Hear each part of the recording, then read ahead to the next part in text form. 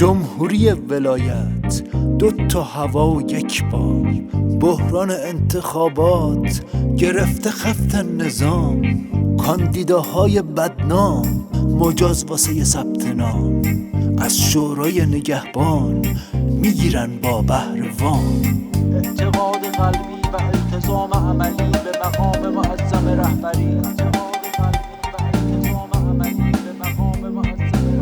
انتخابات با لیست خطی ولایت، مانکنای تحجر تو چالش خباست، جستای ساده زیستی، تفکر فاشیستی، قلنج انقباض تو روزای فلاکت،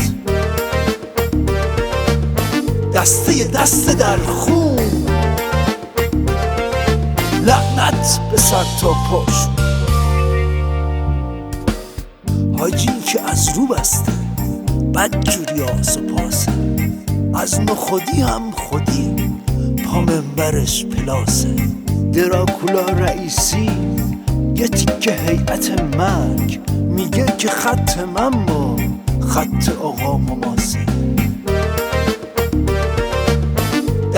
دست در خون، لعنت به سر تا پاش.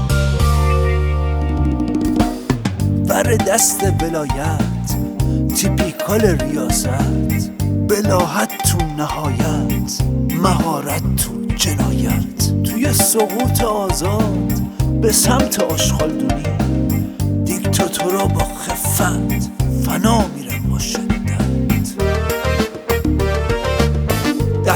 دست در خون، لعنت به سر تا پاش.